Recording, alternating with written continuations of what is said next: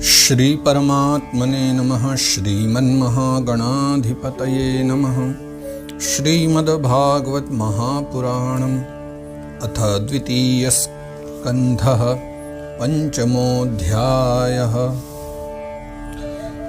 जय सिया राम, जय श्री कृष्ण, श्री हरि।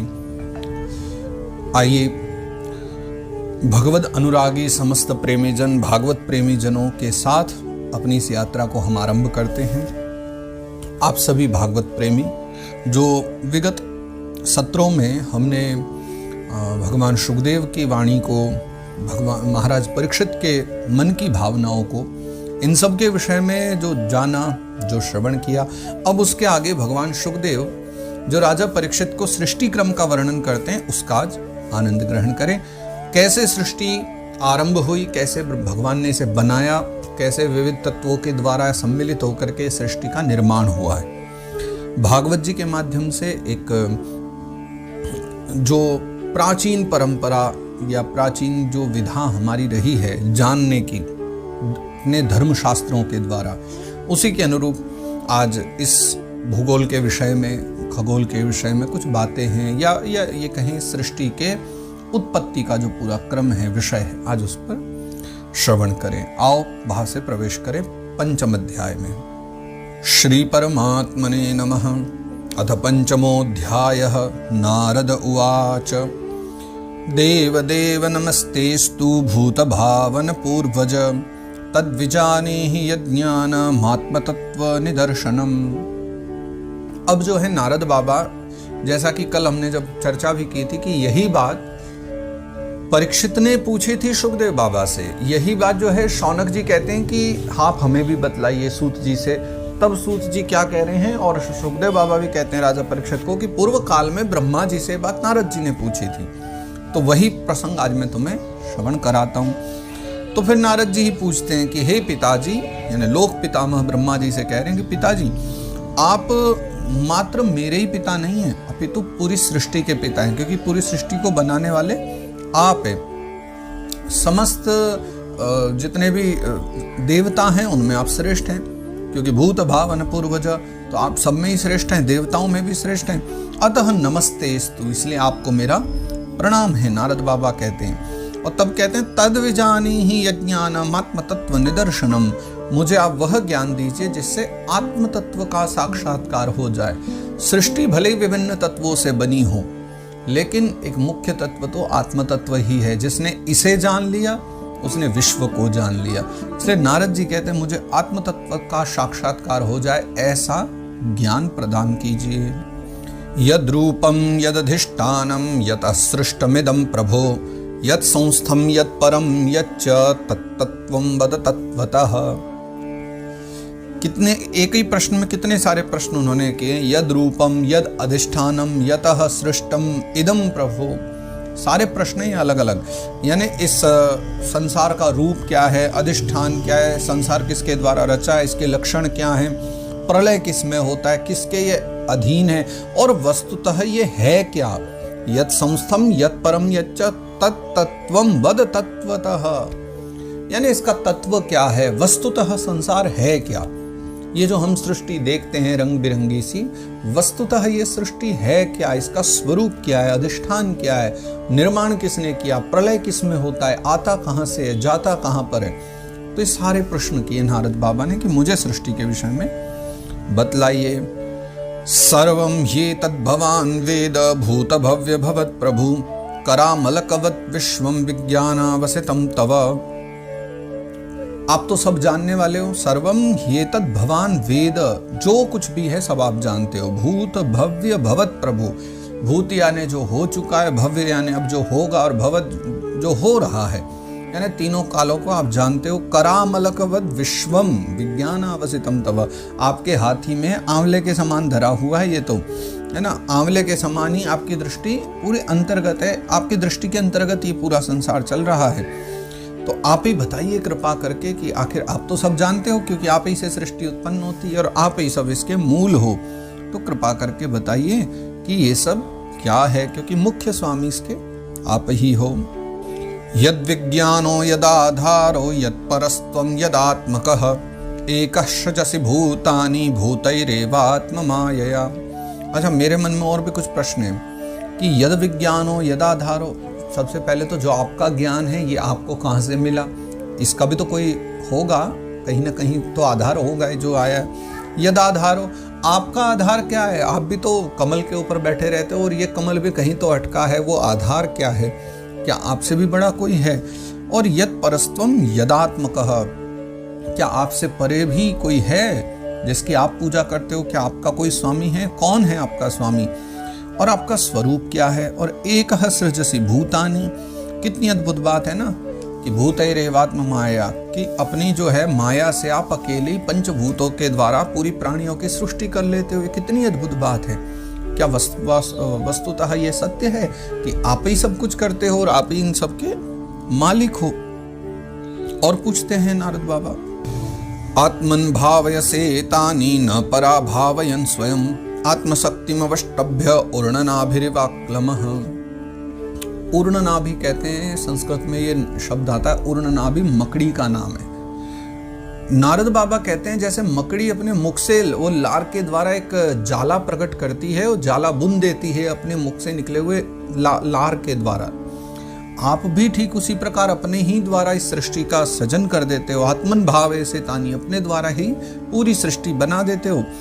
और न पराभावेन स्वयं, लेकिन फिर भी आप उसमें फंसते नहीं हो, उस माया के बंधन में आप पड़ते नहीं हो। तो आखिर ये आपकी क्या शक्ति है? कृपा करके आप हमें भी बतलाइए कि कैसे आप ये सब कर लेते हो और आपके भीतर कोई विकार नहीं आता।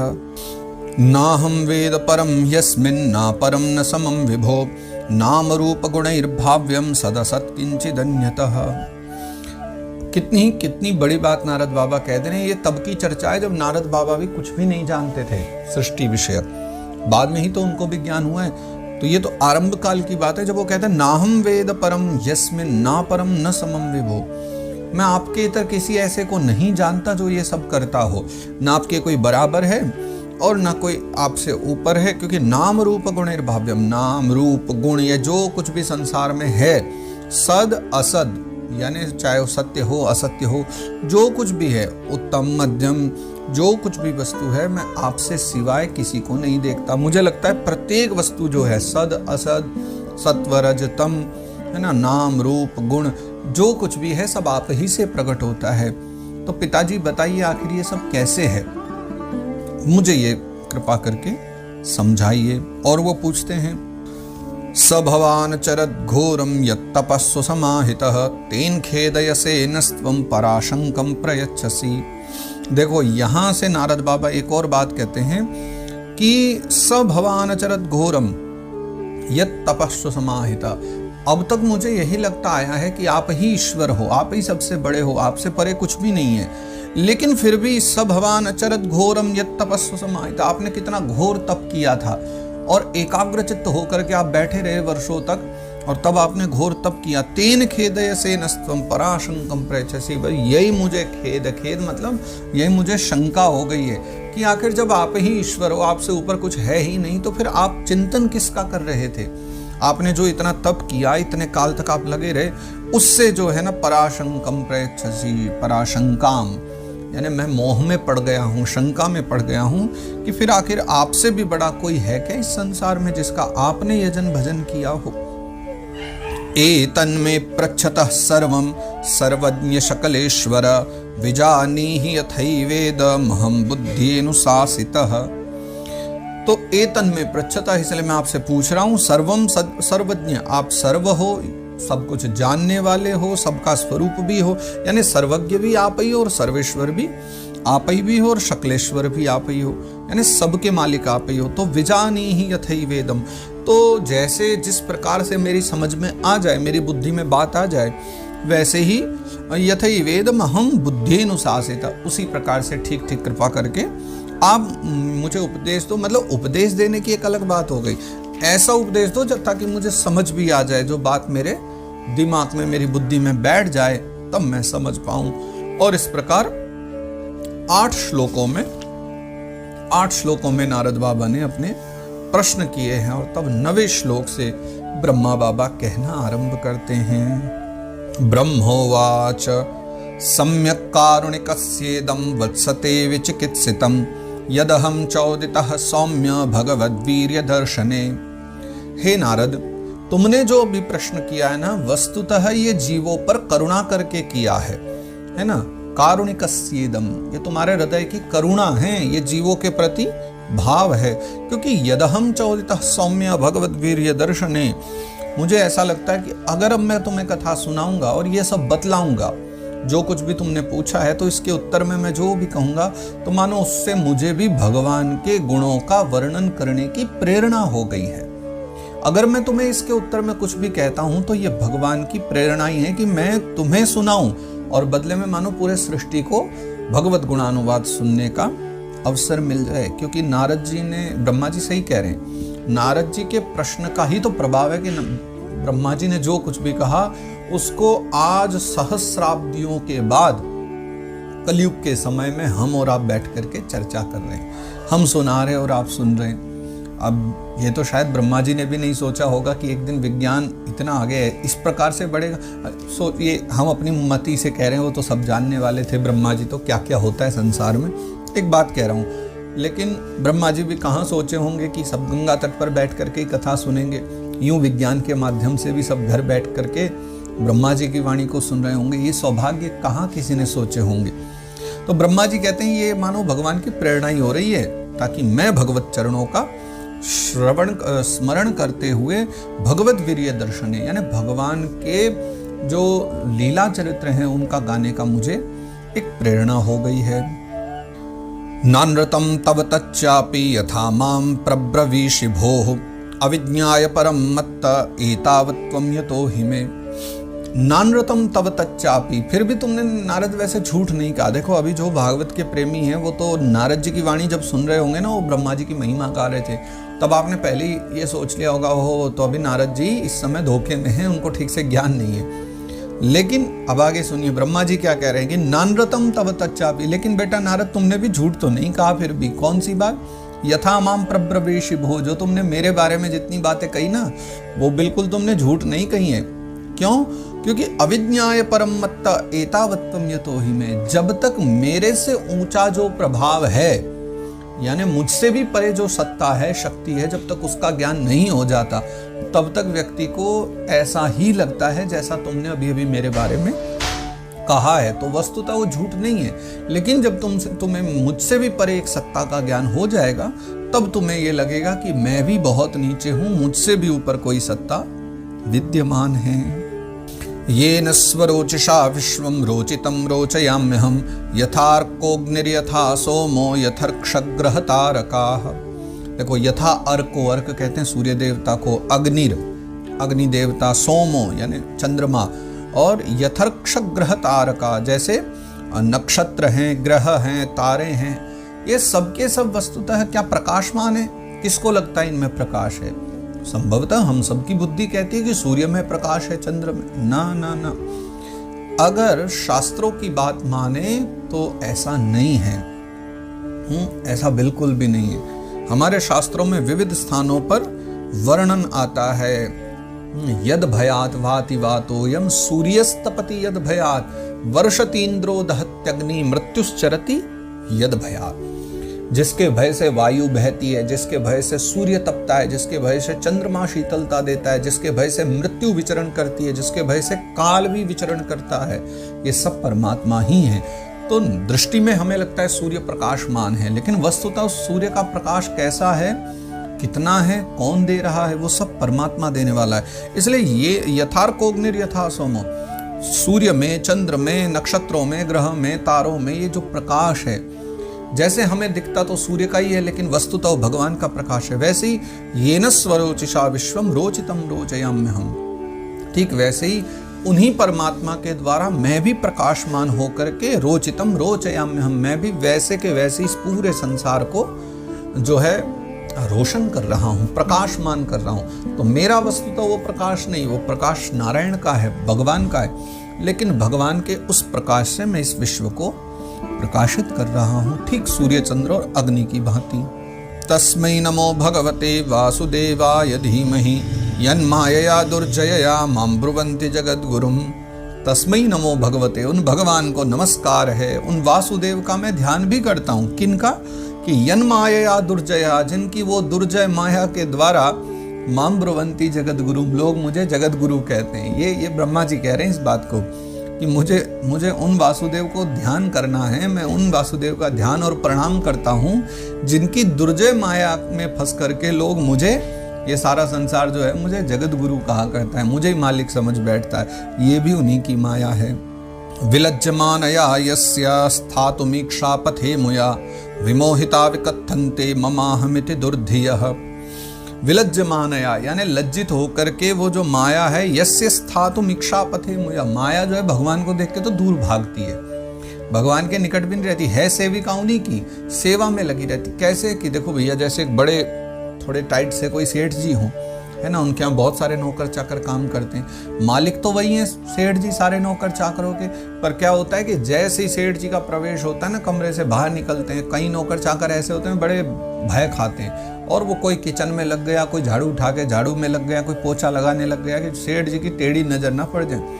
सैलरी वही देंगे सेठ जी, काम उन्हीं के लिए करना है, ठीक है, सब कुछ उन्हीं की ओर से होना है, जीवन उनका उनसे ही चल रहा है, लेकिन फिर भी आज्ञा भी उन्हीं की पालन करनी। लेकिन जैसे ही सेठ जी आते हैं अपने अपने काम में लग जाते हैं, कहीं सेठ जी देख ना ले, हमको डांट ना दे किसी बात पर, और कहीं तो ऐसे हैं दूर ही दूर भागते रहते हैं, चुपचाप अपने काम में लगे रहेंगे। माया भी ऐसी है, वो है भगवान की सेविका, लेकिन जब भगवान बुलाते हैं तो क्षण भर में खड़ी हो जाती है, आज्ञा प्रभु क्या है, और बाकी दूर दूर भागती है डर करके कहीं मुझसे कोई अपराध ना हो जाए और वो डांट ना दे। तो विलज्जमान है आयस्य, तो वो बहुत विलज्ज हो जाती है, यानी लज्जावश दूर भागती है भगवान से। लेकिन विमोहिता विकथन्ते, उसी माया से विमोहित होकर के विकथन्ते यानी कहते हैं, कौन? मानव लोग क्या कहते हैं? दुर्धिया, दुर्धिया बिना बुद्धि वाले या दुष्ट बुद्धि वाले संसार के लोग, इनकी बुद्धि बिगड़ गई, वो क्या कहते हैं? ममाहम इति, ये मेरा है या मेरा है या मैं हूँ। ये जो मैं और मेरा की परंपरा है ना, ये माया में फंसे हुए लोग ही ऐसा कहते हैं। मम आह द्रव्यम कर्म च कालश्च स्वभावो जीव एव च वासुदेवात् परो ब्रह्मन् न चान्योर्थोस्ति तत्वतः। तो नारद बाबा द्रव्य, कर्म, काल, स्वभाव, जीव, है ना, एव च, ये सारी चीजें जितनी भी हैं, वासुदेवात् परो ब्रह्मन् न चान्योर्थो, ये जितनी भी चीजें हैं ना, ये सब के सब भगवान का अंग हैं, भगवान से भिन्न इनमें से कुछ भी नहीं है। जो कुछ तुम सृष्टि में देख रहे हो सब का सब जो है भगवान का ही श्री अंग है। नारायण परा वेदान देवा नारायणांगजा, नारायण परा लोका नारायण परा मखा। देखो वेद नारायण के परायण हैं, देवता नारायण के अंगों में प्रकल्पित हैं, समस्त यज्ञ नारायण की प्रसन्नता के लिए किए जा रहे हैं, है ना, और उन नारायण की प्रसन्नता के लिए सब कुछ है। तथा जिन लोगों की प्राप्ति होती है, यानी लोग जिन स्वर्ग के लिए पागल हैं, महरलोक, जनलोक, तपलोक, सत्यमलोक, जिन लोकों में भी तुम जाना चाहोगे, वो सब के सब जो लोक है ना, वो नारायण में ही कल्पित हैं। वस्तुतः जितने भी लोग हैं सब नारायण का ही तो रूप है। वो हमने अभी द्वितीय स्कंद में ही चर्चा तो की थी, सब पाताल में तस्य हि पाद मूलम, भगवान के विराट स्वरूप की चर्चा की। तो जो कुछ भी है सब नारायण रूप है। नारायण परो योगो नारायण परम तपः, नारायण परम ज्ञानम नारायण परा गतिः। जितने भी आप योग करते हो, नारायण परो योगो, जो भी आप योग आदि करते हो वो नारायण की प्राप्ति के लिए। नारायण परम तप, जितनी आप तपस्या करोगे वो नारायण की ओर ले जाएंगी। नारायण परम ज्ञानम, और जितना भी जो है ज्ञान है वो नारायण को जानने के लिए। और नारायण परागति, और उसके पश्चात में जो भी आप साध्य साधन कर लो, जितने भी पूजा पाठ जप तप आदि सब कर लो, समस्त कर्म जो है वो नारायण की ओर ही ले जाने वाले हैं। घुमा फिरा करके जाना नारायण के भीतर ही है, निकले वहीं से है, समाना नारायण में ही है। तस्यापि द्रष्टुरीशस्य कूटस्थस्याखिलात्मनः सृज्यं सृजामि सृष्टोऽहम् इक्षयैवाभिचोदितः। तस्यापि द्रष्टुः, वैसे वो दृष्टा हैं, सब कुछ देखते हैं, लेकिन ईश्वर हैं। कूटस्थस्याखिलात्मनः, यानी हैं तो वैसे वो निर्विकारी, यानी उनके भीतर कोई विकार नहीं, लेकिन वो सर्वस्वरूप हैं। मतलब निर्विकारी है, मतलब कोई विकार नहीं है उनमें, और फिर भी सब में समाये हुए हैं। ये दोनों बातें हैं। अखिलात्मन यानी पूरे अखिल विश्व की आत्माएं उन्हीं में समाये हुए हैं। और सृज्यम सृजामि सृष्टो हम, मैं ये जितनी भी सृष्टि करता हूं ना अपनी इच्छा से, वस्तुतः उन्हीं के द्वारा ही प्रेरित होकर ईक्षयैवाभिचोदिता, उनकी दृष्टि मात्र से जो है मैं प्रचोदित होता हूँ। यानी उनके द्वारा एक प्रकार से जो जो मुझे आज्ञा हो जाती है, फिर उनकी कृपा के द्वारा मेरी जो जो हृदय में इच्छा होती, उनकी आज्ञा हृदय में होती है और मेरी हृदय में जो प्रकट हो गया सब उन्हीं की इच्छा मान लेता हूँ और फिर वो मैं सृष्टि कर देता हूँ। तो उनकी दृष्टि से प्रेरित होकर के मैं अपनी इच्छा अनुसार, अब इसमें कहोगे दोनों बात हो गई, कह रहे हो उनकी आज्ञा भी और फिर कह रहे हो मेरी इच्छा भी, कि हाँ उनकी जो आज्ञा है वो वस्तुतः मेरी इच्छा है, मेरी जो इच्छा वस्तुतः उनकी आज्ञा। मतलब क्या है कि उन्होंने जो भी प्रेरणा मेरे हृदय में कर दी वही मेरी इच्छा बन के प्रकट होती है, मेरी इससे कुछ अलग इच्छा नहीं है। तो जो कुछ भी है सब नारायण रूप ही है। सत्वम रजस्तम इति निर्गुणस्य गुणास्त्रयः स्थिति सर्ग निरोधेषु गृहीता मायया विभोः। देखो, सत्व रज तम इति निर्गुणस्य गुणास्त्रय, यह जो तीन गुण है जिनके द्वारा सृष्टि की रचना होती है, तो कहते हैं कि ये जो तीन गुण हैं ये माया में उन्हीं परमात्मा के द्वारा स्वीकार किए गए, क्योंकि स्थिति सर्ग निरोधेषु गृहीता मायया विभो। जो भगवान है वो तो माया के गुणों से रहित भी हैं और अनंत स्वरूप हैं, लेकिन सृष्टि स्थिति और प्रलय जिसे हम संहार भी कहते हैं, उनके लिए ही ये जो तीन गुण हैं माया में स्वीकार किए जाते हैं। तो भगवान रहित भी हैं इनसे, अनंत भी हैं और फिर करवाते भी इन्हीं के द्वारा। मतलब इन तीनों वस्तुओं के द्वारा सृष्टि का निर्माण भी करते हैं, लेकिन फिर भी इनके साथ रहते रहते भी इनसे दूर रहते हैं। ये कुछ ऐसा ही है जैसे कोई बड़े धनवान सेठ जिनके पास बंगला है, गाड़ी है, नौकर चाकर हैं, है ना, सब व्यवस्थाएं, सुबह सुबह उठ के खूब दान धर्म करते हैं, यज्ञ कराते हैं, पूजा पाठ कराते हैं, और इन सब में होते हुए भी वो उनसे निर्लिप्त कहे जाते हैं। महाराज जनक जैसे व्यक्ति जो ये सब होते हुए भी उनमें लिप्त नहीं है, ये मान करके कर रहे हैं क्योंकि ये करना है, क्योंकि उनको ये मिला है। भगवान भी ऐसे इन सब मायाओं से रहित हैं, लेकिन पूरे माया को चलाने वाले वही हैं। कार्य कारण कर्तृत्वे द्रव्य ज्ञान क्रियाश्रयाः बध्नन्ति नित्यदा मुक्तम मायिनम पुरुषम गुणाः। माया की प्रबलता को भी समझिए श्लोक में।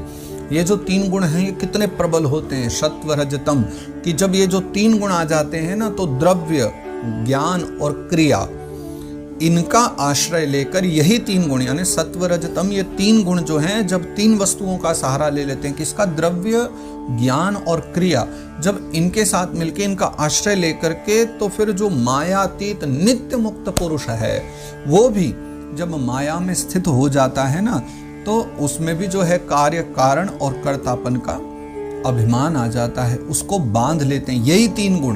कोई मायातीत व्यक्ति भी है ना, अगर उसमें भी ये तीन गुण हो और वो आश्रय ले ले किनका, द्रव्य यानी वस्तु, ज्ञान, बुद्धि और क्रिया, इनका जब वो आश्रय ले लेते हैं ना, तो फिर कर्तापन के अभिमान से, कार्य कारण और कर्तापन इनके अभिमान से माया व्यक्ति को बांध लेती है। स एष भगवान लिंगैस्त्रिभिरेभिरधोक्षजः स्वलक्षत गतिर्ब्रह्मन् सर्वेषां मम चीश्वरः। ब्रह्मा जी कहते हैं कि हे नारद जी, इंद्रियातीत भगवान जो है, गुणों के ये जो तीन आवरण हैं इनसे स्वयं को ढक लेते हैं, इसलिए प्रायशः ज्ञानी जन भी उनका कभी कभी दर्शन नहीं कर पाते, लोग उनको नहीं जान पाते। और सारे संसार के सर्वेषां मम चेश्वर, जो समस्त संसार के ईश्वर हैं, वही भगवान नारायण भी एकमात्र मेरे ईश्वर हैं। काल कर्म स्वभावं च मायेषु मायया स्वया आत्मन्यदृच्छया प्राप्तं विबुभूषुरुपादते।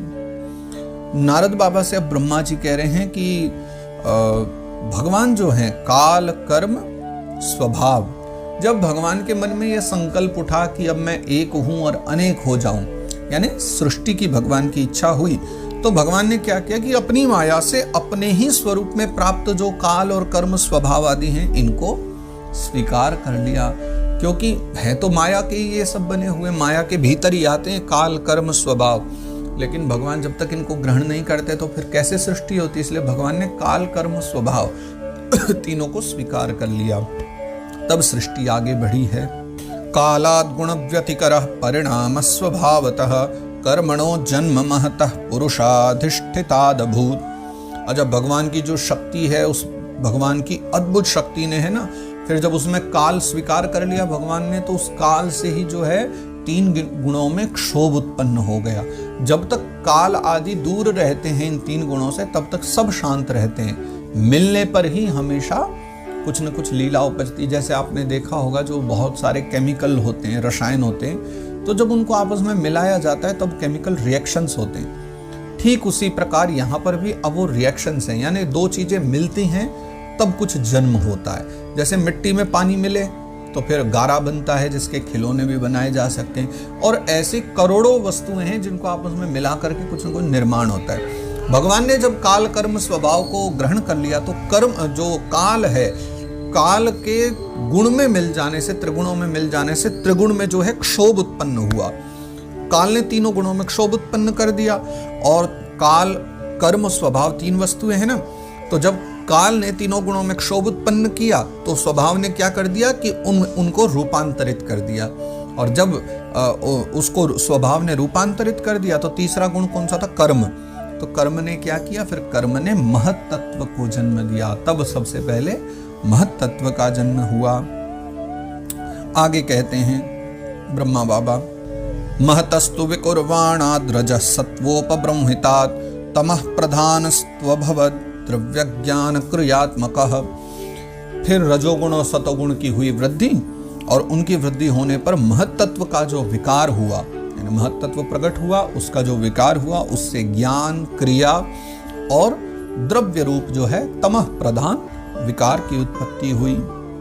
अब ये पूरी सृष्टि आरंभ कैसे कैसे हुई है, कैसे कैसे इसका जन्म हुआ है, वो सब बतला रहे हैं। सोहंकार इति प्रोक्तो विकुर्वन् समभूत्रधा वैकारिकस्तेजश्च तामसश्चेति यद्भिदा द्रव्य शक्ति क्रिया शक्तिर्ज्ञान शक्तिरिति प्रभोः।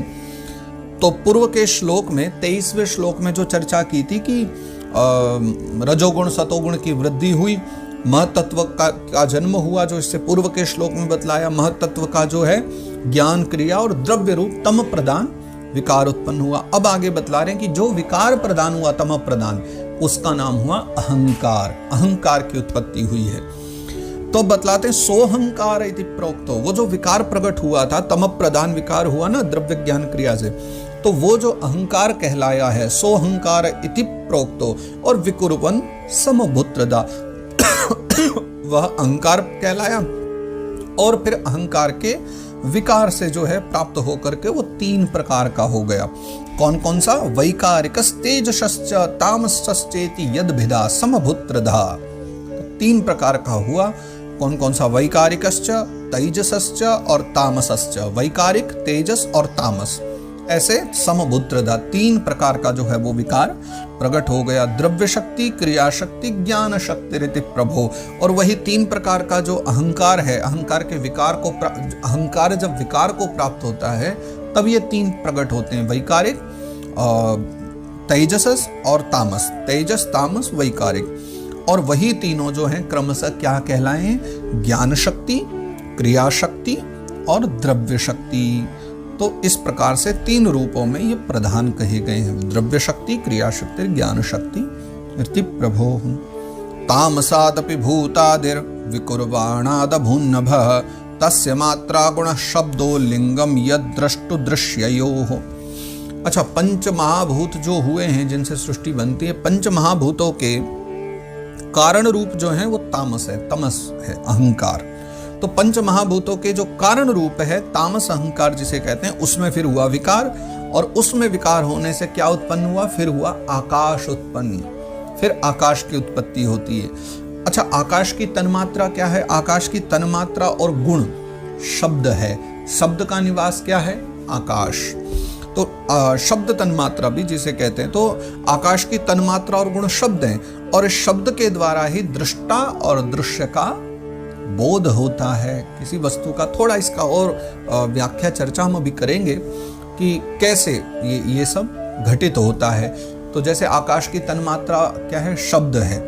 गुण क्या है आकाश का? शब्द। शब्द कहाँ रहता है? आकाश में। और उस शब्द के द्वारा दृष्टा और दृश्य का हमें बोध हो। तो आकाश के द्वारा दृष्टा और दृश्य का हम सबको बोध होता है। फिर आगे क्या हुआ दर्शन करा रहे हैं। नभसोथ विकुरवाणाद अभूत स्पर्श गुणो निलह परान्वयात् शब्दवांश प्राण ओजः शहो बलम।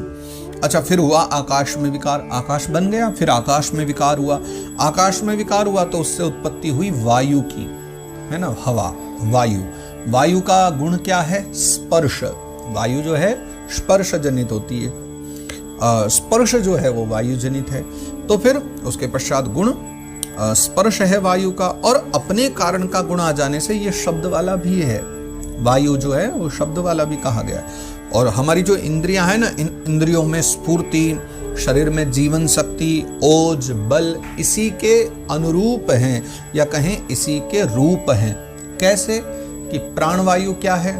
वायु है ना। और हमारा जीवन जो चलता है वो किसके द्वारा? वायु के द्वारा। आप भोजन पाते हो, उसको पचाता कौन है? वायु। शरीर में विकार हो जाए तो उसको सही कौन करता है? वायु। वस्तुतः सबसे पहले हमारी वायु ही देखी जाती, शरीर की वायु ही शरीर को ओज देती है, बल देने वाली होती है। इसलिए शरीर के जो भी ओज आदि हैं वो सब वायु के ही रूप कहे गए हैं। वायोरपि विकुर्वाणात् काल कर्म स्वभावतः उदपद्यत तेजो वै रूपवत् स्पर्श शब्दवत्। इसके पश्चात जो है काल, कर्म और स्वभाव से, देखो ये काल और कर्म स्वभाव ही पूरी सृष्टि का निर्माण करते हैं। भगवान के पास यही तीनों हैं जिनसे विकार कर करके आगे सृष्टि बनती जा रही है। अब वायु तक पहुंच गए हम, वायु का निर्माण हो चुका है। आगे फिर क्या हुआ? काल, कर्म और स्वभाव से वायु में भी विकार हुआ, है ना। ये कुछ ऐसा समझिए सृष्टि कैसे बनती जाती है। जैसे सबसे पहले हम क्रूड ऑयल लेकर के आते हैं, सरकार क्रूड ऑयल खरीदती है ना, आप जानते ही होंगे।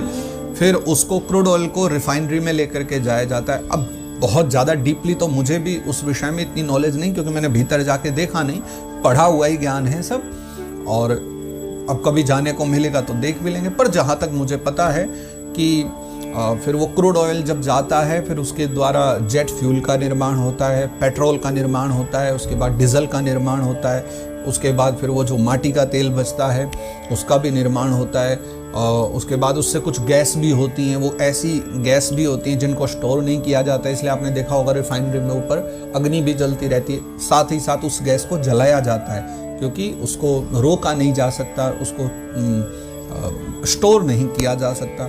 फिर उसके पश्चात में उसमें कोल भी बचता है, कोल तार वगैरह जिसको कहते हैं। तो जहाँ तक मेरी नॉलेज है उसमें बहुत सारे क्रूड ऑयल से बहुत सारी चीज़ें, तो एक के बाद एक विकार होते चले जाते हैं, विकार के बाद एक एक वस्तु का उससे निर्माण होता है। तो ऐसे ही यहाँ पर भी काल, कर्म और स्वभाव, यही तीनों चीजें प्रत्येक उत्पन्न किसी वस्तु में, गुण में एक एक विकार करके नई नई वस्तु को जन्म देते हैं।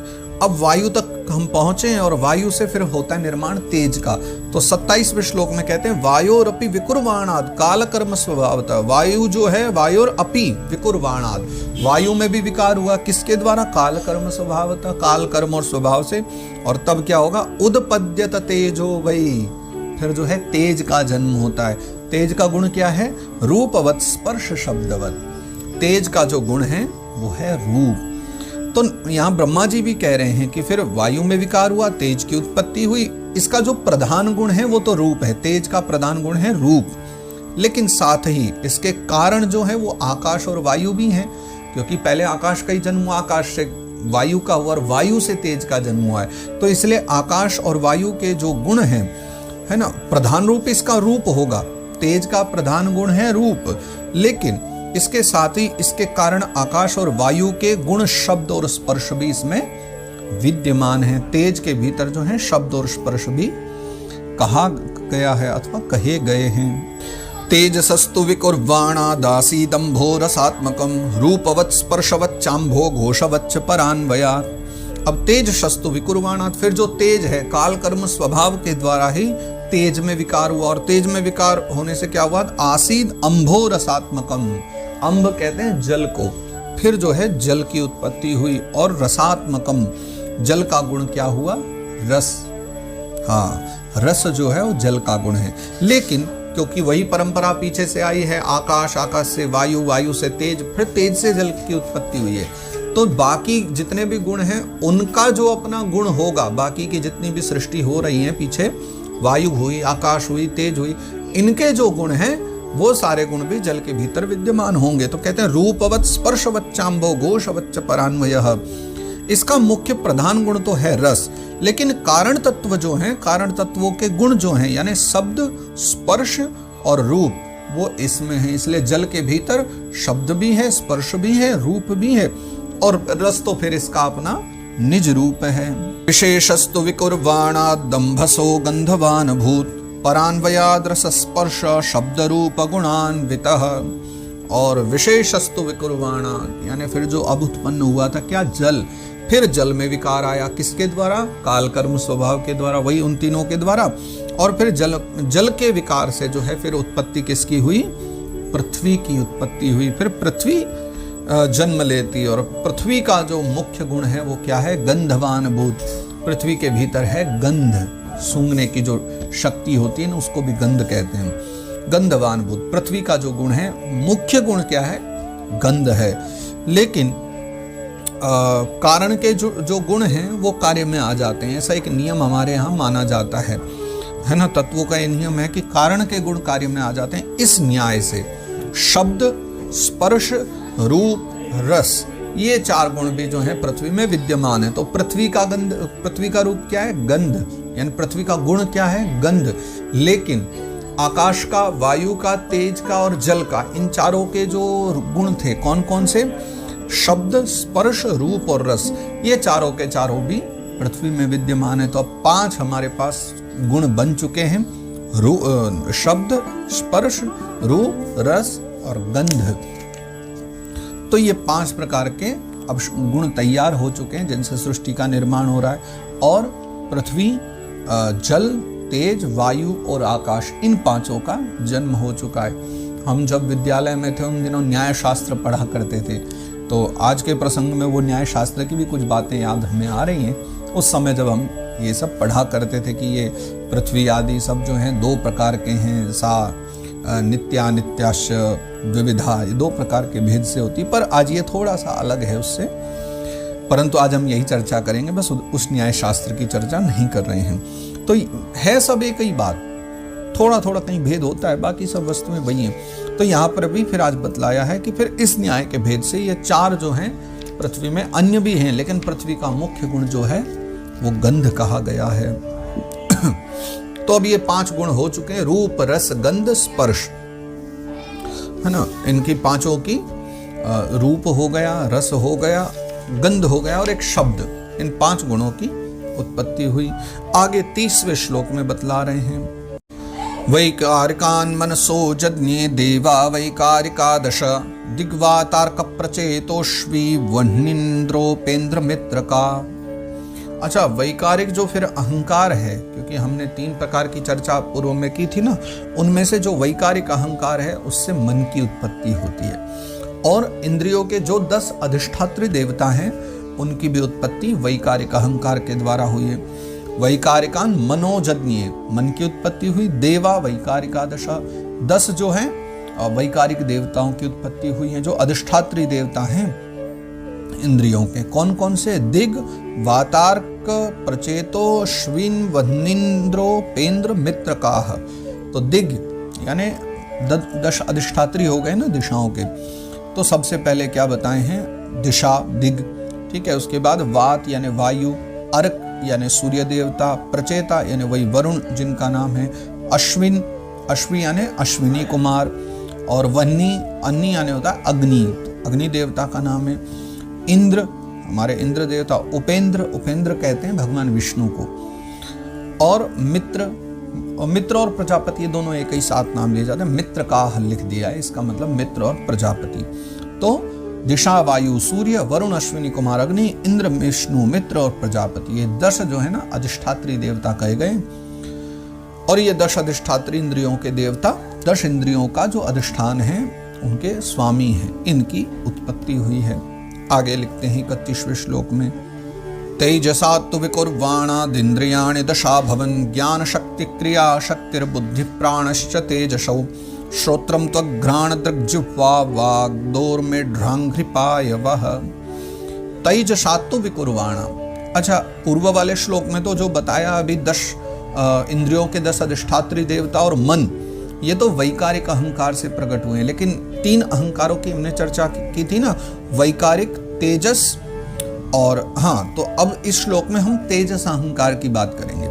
तेजस अहंकार के द्वारा जो है, इन अहंकार में जब विकार हुआ, तेजस अहंकार के विकार से जो है 5 ज्ञानेंद्रियां और 5 कर्मेंद्रियां, 10 इंद्रियों की वैकारिक अहंकार से इनके स्वामी प्रकट हुए, और तेजस अहंकार से ये स्वयं इंद्रियां प्रकट हुई हैं। कौन कौन सी हुई हैं वो बता रहे हैं कि 5 जो है ज्ञानेंद्रियां प्रकट हुई, श्रोत्र, ये त्वचा, नेत्र, जिह्वा और घ्राण, नासिका, तो ये 5 ज्ञानेंद्रियां हुई। और इसके अलावा 5 कर्मेंद्रियां भी यहाँ प्रकट हुई हैं। 5 कर्मेंद्रियों की भी चर्चा है, जो हुए वाक, हस्त, पाद, गुदा और जननेन्द्रिय। ये 5 कर्मेंद्रियां भी जो है तेजस के द्वारा ही प्रकट होती हैं, तेजस अहंकार से ही। और साथ ही ज्ञान शक्ति, क्रिया शक्ति, बुद्धि प्राणश्च तेजसौ, इसके साथ और भी कुछ प्रकट हुए जो तेजस अहंकार से प्रकट होते हैं। वो क्या है? ज्ञान शक्ति रूप बुद्धि, बुद्धि का जो जन्म है वो भी तेजस अहंकार से, और क्रिया शक्ति रूप प्राण, ये भी तेजस अहंकार से, यानी बुद्धि और प्राण की उत्पत्ति भी तेजस अहंकार से होती है। बस इतना है, ये ज्ञान शक्ति से बुद्धि प्रकट हुई है, क्रिया शक्ति से प्राण प्रकट हुए। हाँ, इससे अगले श्लोक में और बतलाते हैं। यदैते संगता भावा भूतेन्द्रिय मनोगुणाः यदायतन निर्माणे नशेकुर ब्रह्म वित्तमा। नारद बाबा से अब ब्रह्मा जी कह रहे हैं और सुखदेव बाबा राजा परीक्षित को समझा रहे हैं कि जब तक यह यदैते असंगता भावा भूतेन्द्रिय मनोगुणा, देखो अब निर्माण तो सब चीजों का हो गया, यानी कि जैसे गाड़ी बनाई जाती है तो गाड़ी बनाने के लिए एक साथ थोड़ी ना सब गाड़ी में तैयार किए जाते हैं, पहले पार्ट्स बनते हैं अलग अलग, और बहुत सारे पार्ट्स बना करके बस फिर एक बहुत बड़ा हॉल होता है। अगर आपने कभी देखा हो तो जहाँ पर गाड़ियाँ असेंबल की जाती हैं, और बहुत सारे अलग अलग पार्ट्स जो हैं, मुझे शायद मैंने कहीं पढ़ा था एक बार कि प्रत्येक गाड़ी में लगभग 6 लाख पार्ट्स होते हैं, पर इस शरीर में तो उससे भी ज़्यादा है। तो वो जो एक गाड़ी है उसके पार्ट्स अलग अलग तैयार होते हैं, फिर बहुत छोटे पार्ट्स को जोड़ जोड़ करके एक बड़ा पार्ट्स तैयार किया जाता है। इंजन अलग, दरवाजा अलग, अब एक इंजन में भी तो कितने हजारों पार्ट्स हो गए, एक दरवाजे में भी तो सैकड़ों पार्ट्स हो गए, लेकिन इन सबको तैयार करके फिर बड़े स्थान पर जहाँ मशीन के ऊपर सब चलते रहेंगे एक एक करके पार्ट्स, और उनमें नए नए पार्ट्स जोड़े जाएंगे ना। नीचे के एक्सल वगैरह बॉडी पार्ट रखा रहता है एक विशेष, और बाकी उसमें दरवाजे, कांच आदि फिट किए जाते हैं, असेंबल किया जाते हैं। तो यानी पार्ट्स तो तैयार हो चुके हैं, लेकिन अब इनको असेंबल करना बाकी है। तो 32वें श्लोक में लिखते हैं, यदैते असंगता भावा भूतेन्द्रिय मनोगुणा, कि नारद बाबा ब्रह्मा जी कह रहे हैं कि जिस समय ये पंचभूत इंद्रियां, 10 इंद्रियां जिनकी हमने चर्चा करी, मन और सत्वादि जो है तीनों गुण, यानी सत्व रज तम, ये 3 गुण, मन, पंचभूत और इंद्रिया, ये बन तो गए थे, निर्माण हो गया, लेकिन तीनों परस्पर जो है संगठित नहीं हुए थे। तब क्या हुआ कि यदायतन निर्माणे नशेकुर ब्रह्म वित्तमः, तभी अपने भोगों के लिए, तब अपने रहने के लिए इन सब ने मिलकर के अपने रहने के लिए भोगों के साधन रूप जो है शरीर का निर्माण न कर सके। कोई तो व्यक्ति चाहिए ना इनका निर्माण भी तो करवाना, तो पार्ट्स तो तैयार हो गए, बुद्धि तैयार है, मन तैयार है, तीनों गुण तैयार है, सत्व रज तम आदि, और 10 इंद्रियां तैयार है। अब इनसे मिलकर के तो एक भोग रूप शरीर बनेगा जो भोग कर सकता है। लेकिन ये सब मिलकर के जो है एक शरीर का यदा यतन निर्माणे न शेकुर ब्रह्म वित्तम, हे ब्रह्म वित्तम नारद जी, ये किसी शरीर की रचना न कर सके। फिर क्या होता है? 33वें श्लोक में लिख रहे हैं, तदा संहत्य चान्योन्यम भगवत शक्ति चोदिताः सदसत्वमुपादाय चोभयम ससृजुर्यदः। तदा संहत्य चान्योन्यम, कैसे? भगवत शक्ति चोदिताः, जब ये स्वयं कुछ न करें तो भगवान ने इन्हें अपनी शक्ति से प्रेरित किया, और भगवान की शक्ति से प्रेरित होकर के फिर वो जो सारे के सारे तत्व हैं वो आपस में एक दूसरे के साथ मिल गए। तदा संहत्य चान्योन्यम, फिर सब एक दूसरे से अन्य में आपस में संगठित हो गए। वो सब के सब जितने भी तत्व थे, भूत थे, पंच महाभूत थे, 10 इंद्रियां थी, सब आपस में जो है जुड़ने लगे। और सदसत्व मुपादाय चोभयम ससृजुर्यदः, उसके पश्चात में जब वो सब आपस में मिल गए तो कार्य कारण भाव उन्होंने स्वीकार कर लिया, और कार्य कारण भाव स्वीकार किया तो व्यष्टि समष्टि रूप पिंड ब्रह्मांड की फिर जो है रचना की गई। फिर जो है पिंड और ब्रह्मांड दोनों की रचना हुई। फिर सृष्टि का निर्माण होने लगा, ब्रह्मांड रचा गया। उसके बाद क्या होते हैं, फिर आगे की चर्चा करते हैं। एक पिंड रूप ब्रह्मांड रचा है, अभी इससे ज्यादा कुछ भी नहीं हुआ है। मानव शरीर अभी नहीं बने, वो तो बहुत दूर की बात है। अभी तो सृष्टि का आरंभ बतला रहे हैं कि कैसे कैसे बने हैं।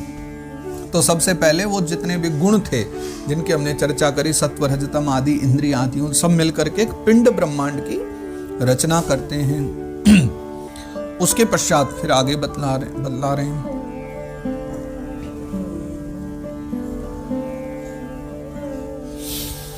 वर्षपूग सहस्रांते तदंड मुदकेशयम काल कर्म स्वभावस्थो जीवो जीवम जीवयत। वर्षपूग सहस्रांते अर्थात कितना टाइम, कि फिर जो है ना 1000 वर्ष तक, वर्षपूग सहस्रांत 1000 वर्ष तक, तदंड मुदकेशयम, वो जो अंडा है, यानी जो पिंड ब्रह्मांड की रचना की थी, वो जो अंडे रूप में था, वह ब्रह्मांड वो 1000 वर्ष तक बिल्कुल निर्जीव रूप से पड़ा रहा। कहाँ पर, जल के भीतर पड़ा रहा।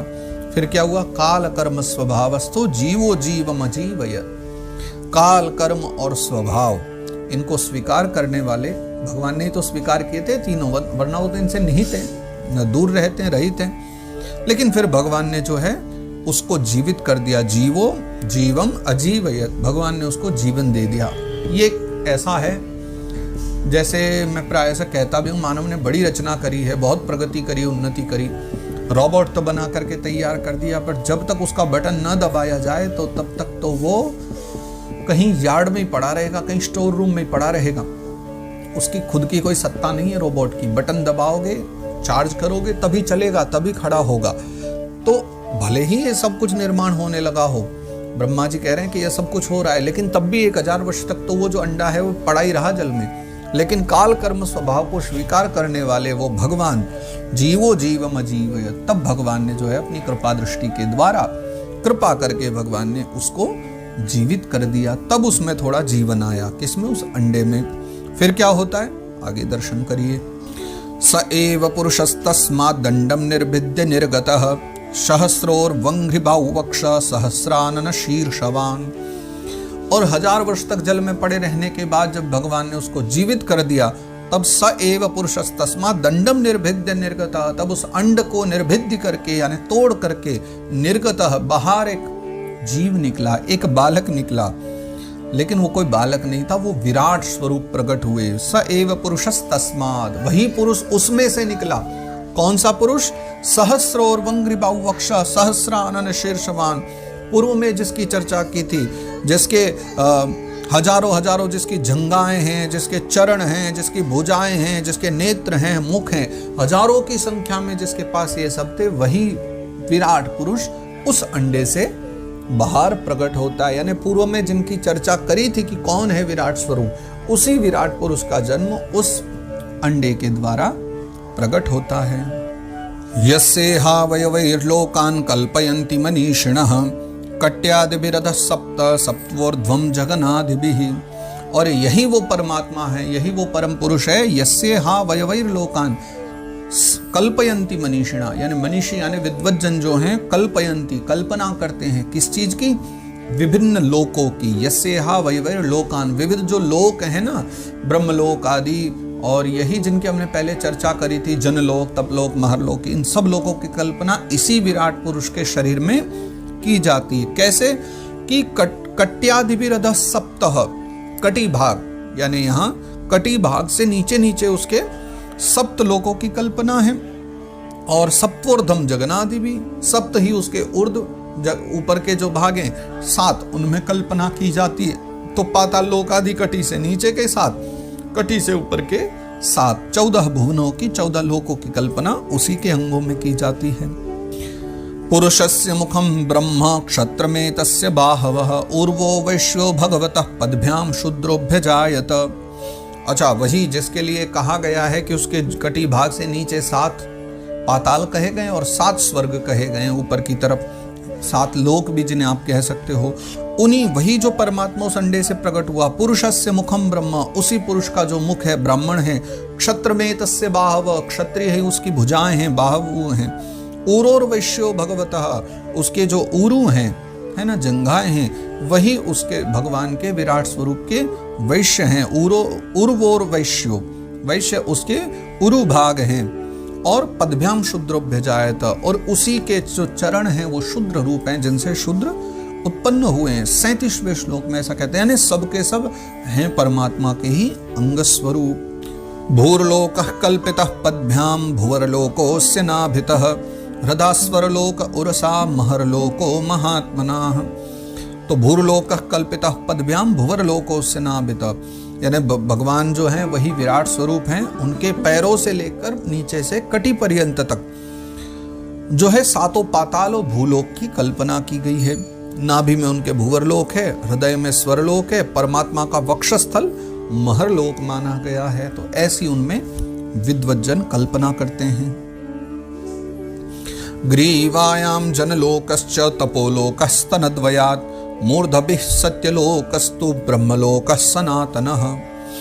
भगवान का जो गला है वो जनलोक माना गया है। भगवान के दोनों स्तनों में तपोलोक है, मस्तक में ब्रह्मा जी का निवास जो स्थान है, नित्य निवास है ब्रह्मा जी का, जिसे हम सत्यलोक कहते हैं, वो भगवान का मस्तक माना गया है। तत्कट्याम चातलम क्लृप्त मूरुभ्याम वितलम विभोः जानुभ्याम सुतलम शुद्धम जंघाभ्याम तो तलातलम। फिर उन विराट भगवान की जो पुरुष की जो कमर है, विराट पुरुष की जो कमर है उसमें अतल, जांघें जो हैं उसमें वितल, घुटने जो हैं उसमें पवित्र सुतल लोक, क्योंकि वहां महाराज बलि विराजते हैं, वो पवित्र माना गया है। और भगवान की जो जंघा हैं उसमें तलातल जो है उस लोक की कल्पना की गई है। महातलम तो गुल्फाभ्याम प्रपदाभ्याम रसातलम पातालम पादतलत इति लोकमय पुमान। फिर भगवान के जो एड़ी के ऊपर गांठें होती है ना, पाँव में आपके मोटी सी गांठ होती है ना एड़ी के पास, एड़ी की जो गांठ है उसको महातल कहते हैं। भगवान के एड़ी को महातल माना गया है। भगवान के जो पंजे हैं और एड़ियों में रसातल माना गया है।